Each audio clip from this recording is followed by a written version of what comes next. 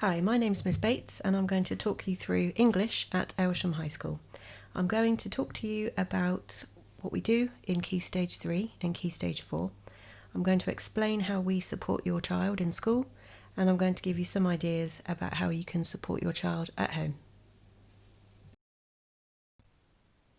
As secondary school English teachers, we're very conscious of the fact that we gain a group of students every year in Year 7 who have developed skills at Key Stage 1 and Key Stage 2 that we need to foster and promote and strengthen.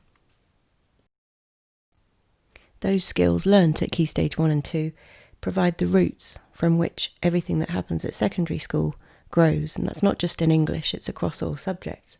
So in the English department, we make sure that in Year 7 and in Year 8, if there are students who need literacy catch-up, if there are students who need specific intervention, whether it would be with reading or writing, we make sure that those students are able to get that support when they need it.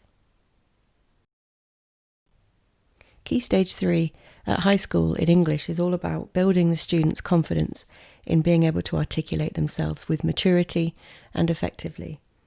We believe that we provide a broad curriculum in English with a series of brilliant literature texts that open the students' minds to worlds other than their own. We also provide real-world opportunities for them to take part in activities that stretch and challenge them, such as the public speaking competition and the debating competition. We have literature lessons in Year 8 and Year 9, which is an extra hour of English every week that we dedicate to studying texts that we know and love and want to share with the children, and texts that we think are important for them in understanding the world around them. We have a huge reading culture at Aylsham High School. We're very lucky to have a brilliant librarian in Mrs. Lester, who is fantastic at finding books that the students would like to read. She works with all of our year groups to support their development in English and to support that love of learning and the love of reading. In Year 7, we read 2 books that the students generally love and that we believe reignite a passion for reading that might have been lost across the ages of 9, 10 and 11. The first book that we study is C.S. Lewis's The Lion, the Witch and the Wardrobe from his Narnia series.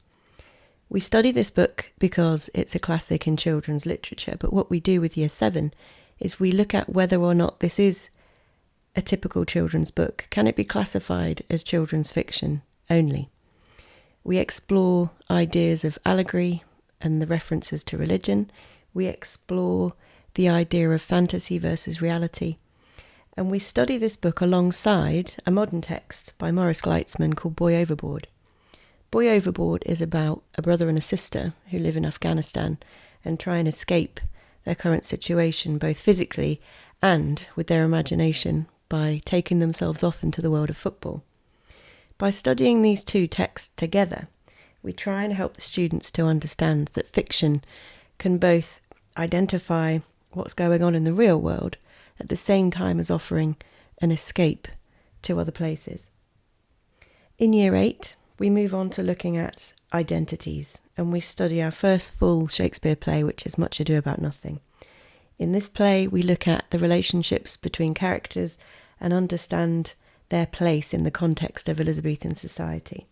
We look at specifically what it means to be a woman and what it means to be a man, and how that compares to modern perspectives.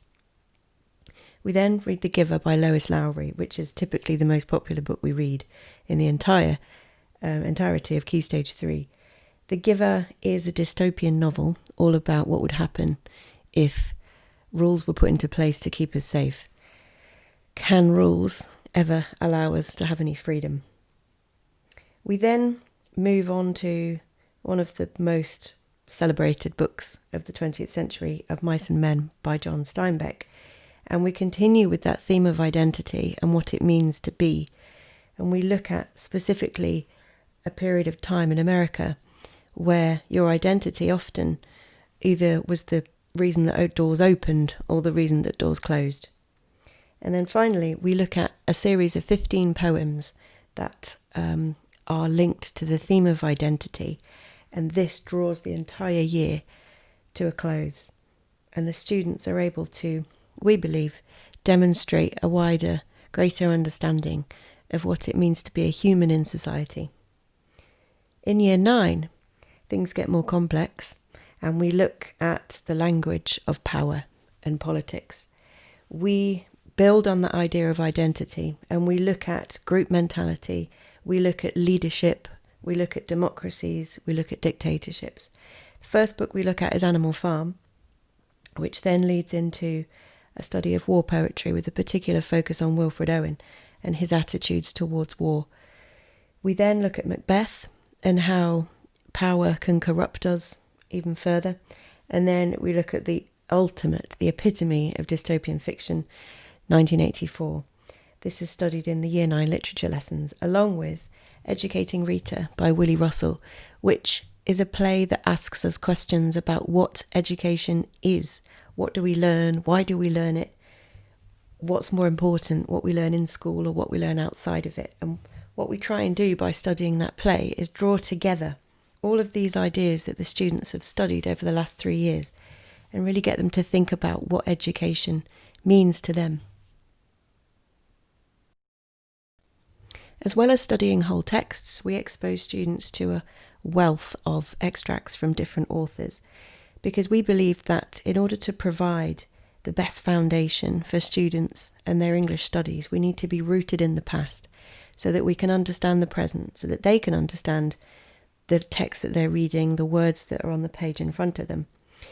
To that end, we study in Year 7 the timeline of English language and literature, and we take students right back to the earliest settlers and the earliest recognised words in our English language.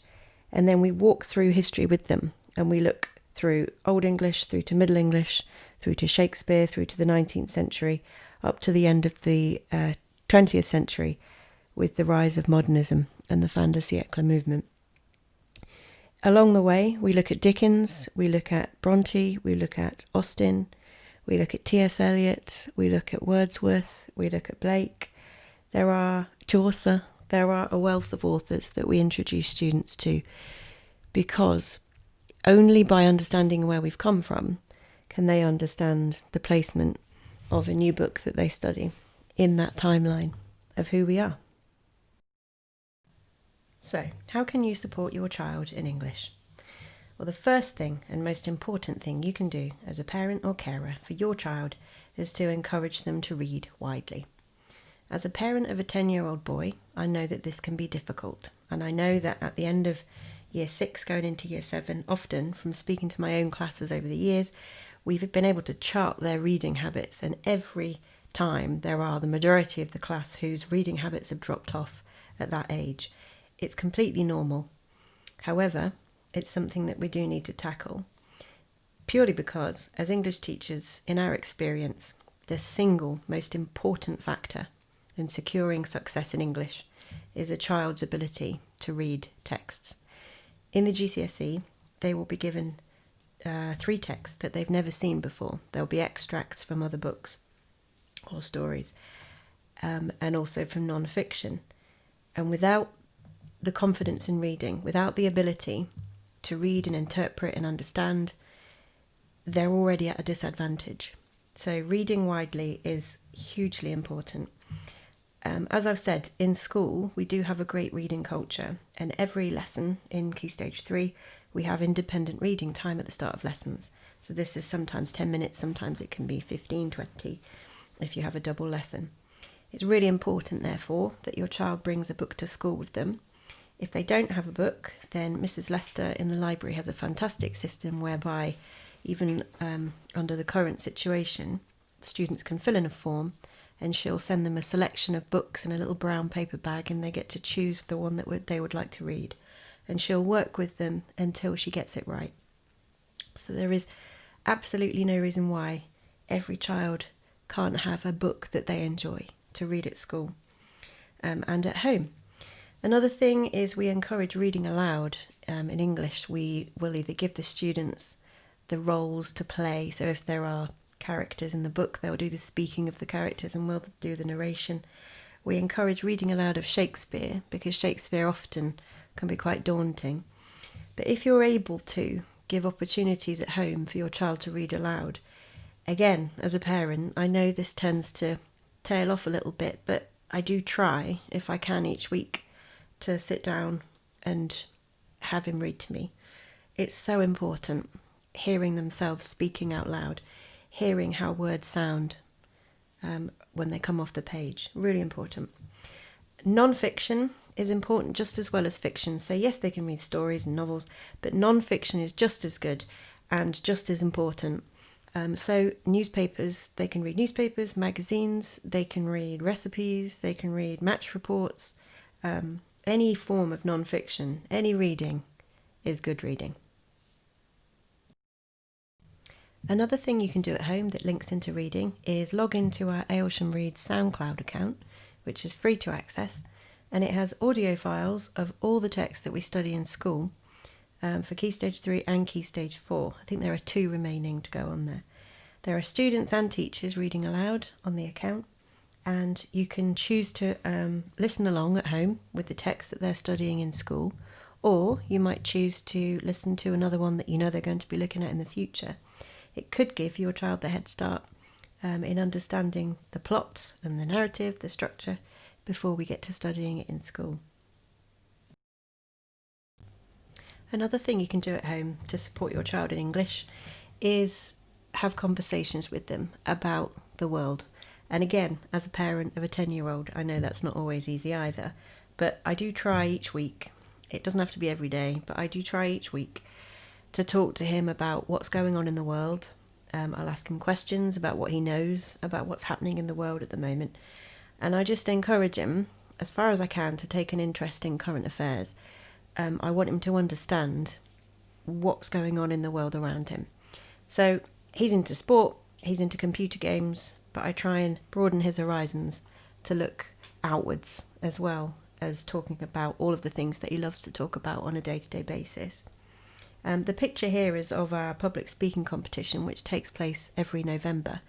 And this is kind of the pinnacle of this idea, really, of students taking an interest in what's going on outside of their ordinary, everyday environment. And the public speaking competition, typically we get between 150 and 200 students taking part in the early stages. And then we whittle it down to 3 in every year group.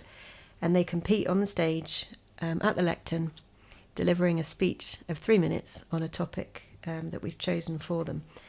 And it's a brilliant example of what can happen when students do take that time to look outwards and to learn something new, to think about and talk about something that's not typical for their everyday life.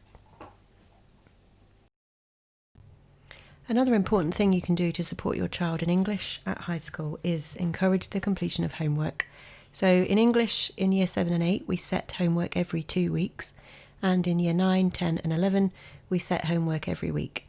Sometimes it will be a quiz format, so to check their core knowledge on a particular topic. Sometimes we will set a short answer question, which involves them writing a paragraph or 2, and then occasionally we'll set them a long answer response question, which will be an essay of around half an hour to 45 minutes.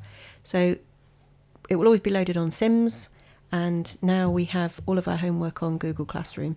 We'll always put supporting audio files so that we'll read the texts for students if there's anything particularly lengthy, so they'll get support with the reading. We'll also post answer sheets so that they can have a look at those, or you can have a look with them once the work's been handed in.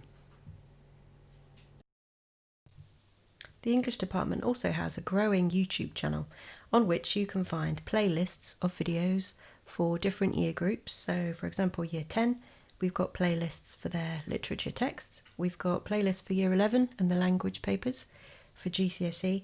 And we've also got a playlist for how-to guides. So in there you can find videos on how to do specific things in English, for example, certain essay structures or paragraph structures.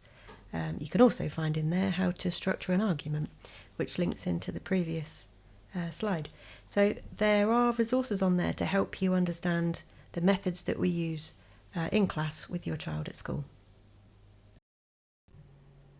So, hopefully I've been able to give you some useful information about what we do in English at Aylsham High School, and I hope that the information I provided on what you can do at home and where you can look for support was also helpful. Thank you for watching.